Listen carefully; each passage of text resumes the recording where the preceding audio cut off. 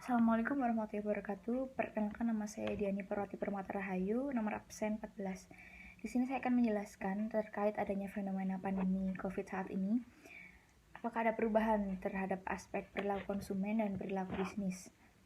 Dengan adanya kondisi pandemi COVID saat ini, tentunya membawa pengaruh terhadap perilaku konsumen dan juga memunculkan adanya perilaku konsumen baru. Dengan adanya perubahan perilaku konsumen tersebut, di sini para pebisnis juga harus mengetahui adanya perubahan tersebut dan memikirkan strategi bisnis kedepannya akan seperti apa terhadap adanya fenomena pandemi ini.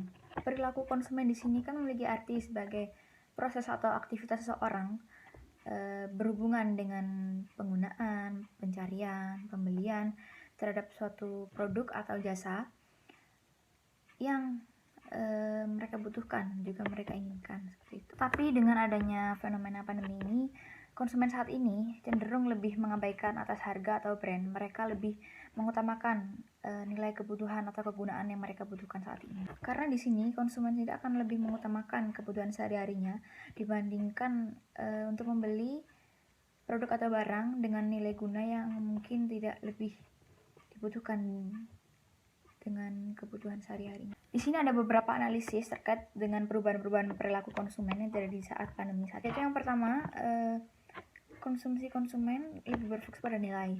Yang dimaksud di sini, konsumsi konsumen sendiri akan berfokus pada produk-produk yang memiliki nilai bagi kehidupannya. Seperti contoh, konsumen akan lebih mengkonsumsi seperti bahan pokok, bahan makanan, juga peralatan mandi, dibanding harus membeli produk-produk yang minim akan nilai kegunaannya, seperti mungkin paket liburan, membeli alat elektronik seperti TV, handphone, laptop, dan lain-lain. Lalu yang kedua, konsumen akan membangun kembali awareness. Jadi maksud di sini terjadinya pandemi saat ini kan tidak terduga oleh para masyarakat sekitar. Tentunya di sini mereka sangat cenderung mengabaikan, bahkan melupakan adanya satu brand. Mereka berfokus bagaimana kapan berakhirnya pandemi saat ini, yaitu para pebisnis sendiri di sini harus lebih meningkatkan suatu brand dengan awareness, yaitu seperti menerapkan loyalty konsumen. Seperti contoh, konsumen akan mendapatkan keuntungan apabila membeli beberapa item dalam waktu periode tertentu. Dengan adanya loyalty konsumen tersebut perlahan akan membangkitkan brand awareness terhadap konsumen tersebut. Lalu selanjutnya, seluruh konsumen akan menjadi konsumen online, bukan hanya dari kaum milenial saja. Karena sebelum terjadinya pandemi saat ini, konsumen online sendiri kan didominasi oleh kaum milenial, tentunya yang menerapkan e-commerce, mengandalkan e-commerce sendiri sebagai sarana jual beli transaksi online. Tapi dengan adanya perubahan tersebut, kita dituntut atau menyesuaikan dari kaum muda hingga tua, menyesuaikan dengan adanya perubahan tersebut. Namun di sini bagaimana perusahaan sendiri menyasar atau menargetkan kepada konsumen yang tua untuk menerapkan adanya konsumen online. Di sini para pebisnis dapat memanfaatkan ruang digital untuk promosi kepada pengguna loyal, bahkan pengguna baru atau konsumen online untuk mencapai target yang dituju. Lalu perubahan pada pelaku bisnis sendiri pada terjadinya fenomena pandemi ini sangat berpengaruh khususnya pada dunia bisnis dan ekonomi. Karena pandemi tersebut terjadi secara tiba-tiba dan tanpa terduga, di sini secara singkat sendiri pola pemasaran yang ada dalam dunia bisnis sangat berpengaruh karena juga adanya penerapan social distancing dan juga pembatasan sosial berskala besar atau PSBB. Di sini para pemasar sendiri harus bisa berpikir bagaimana untuk memasarkan produk atau jasanya agar sampai kepada konsumen. Juga mempertahankan strategi brand yang ada pada saat pandemi saat ini, bagaimana untuk mempertahankan kualitas atau mempercayakan produk dan jasa mereka sendiri, yaitu dengan pemasaran online atau digital branding sebagai sarana komunikasi untuk mencapai target yang dituju.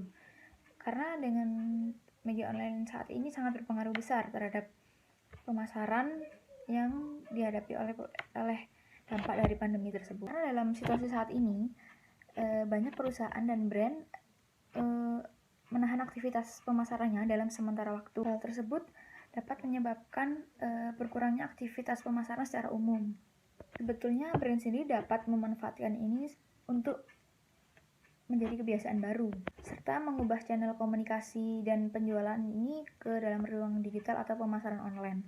Karena pada saat ini mayoritas masyarakat cenderung memilih untuk transaksi pembayaran melalui cashless untuk menjaga kesehatan mereka. Apalagi beberapa platform jual beli online menyarankan untuk melakukan transaksi secara cashless dengan memanfaatkan servis pembayaran seperti kartu kredit, transfer atau e-wallet. Lalu kegiatan branding yang dilakukan pun juga beragam, mulai dari kegiatan CSR terkait adanya virus corona, juga kampanye belanja dari rumah. Lalu branding melalui media online juga memberikan diskon yang menarik untuk menarik minat konsumen. Hal ini juga dibutuhkan untuk strategi secara intens, koordinasi secara intens untuk menerapkan strategi yang dijalankan ini untuk mencapai target yang dituju. Lalu di sini jadi menurut saya dengan adanya fenomena pandemi ini sangat berpengaruh terhadap perilaku konsumen, juga pelaku bisnis. Di sini strategi bisnis baru sangat dibutuhkan untuk menyesuaikan dengan adanya fenomena pandemi ini, karena yang terjadi secara tiba-tiba dan tidak terduga. Perubahan bisnis baru pun harus dilakukan, itu salah satunya dengan membuat strategi baru kedepannya akan seperti apa. Sebagai contoh, pebisnis harus memilah untuk menimbun stok produk yang dimilikinya.